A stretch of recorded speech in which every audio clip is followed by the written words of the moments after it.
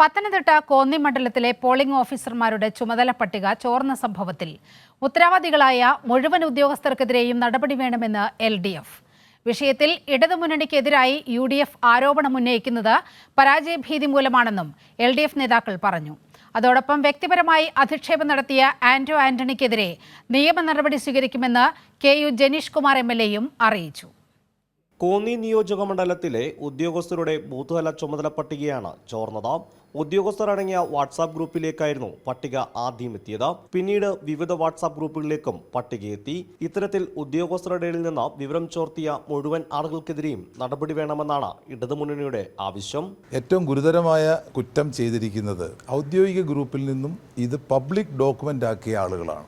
ആ ഉദ്യോഗസ്ഥന്മാർക്കെതിരെ കർശനമായ നടപടി സ്വീകരിക്കണം. ജില്ലാ കളക്ടർ ചർച്ച ചെയ്തു.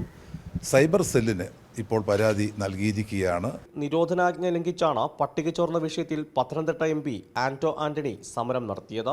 സ്ഥാനാർത്ഥി ആന്റണിയുടെ നേതൃത്വത്തിൽ സത്യാഗ്രഹം നടന്നത് 144 പ്രഖ്യാപിച്ചിട്ടുള്ള പത്തനംതിട്ടയിൽ ഈ സമരം തികച്ചും നിയമവിരുദ്ധമാണ്. പരാജയഭീതി മൂലമാണ് UDFന്റെ സമരം. തികച്ചും വ്യാജമാണ്. പരാജയ ഭീതി ഉണ്ടായപ്പം ഉന്നയിച്ച ആരോപണമാണ്. കള്ളവോട്ടാരോപണം തള്ളിയ MLA KU ജനീഷ് കുമാർ വിഷയത്തിൽ നിയമ നടപടി സ്വീകരിക്കുമെന്ന് അറിയിച്ചു. എന്തായാലും ഈ വ്യാജ ആരോപണങ്ങൾക്കെതിരെയാണ് അദ്ദേഹത്തിനെതിരായി പരാതി കൊടുത്തിട്ടുള്ളത്. അതോടൊപ്പം തന്നെ മാനനഷ്ട കേസും ഫയൽ ചെയ്തു. സംഭവത്തിൽ കോന്നി താലൂക്ക് ഓഫീസിലെ LD ക്ലർക്ക് യദുകൃഷ്ണനെ അന്വേഷണ വിധേയമായി സസ്പെൻഡ് ചെയ്തു. വിഷയം ഇന്നലെ തന്നെ ശ്രദ്ധയിൽപ്പെട്ടതിനാൽ രാത്രി തന്നെ ലിസ്റ്റിലെ ഉദ്യോഗസ്ഥരെ പരസ്പരം മാറ്റി പ്രശ്നം പരിഹരിച്ചതായി ജില്ലാ കളക്ടർ അറിയിച്ചു.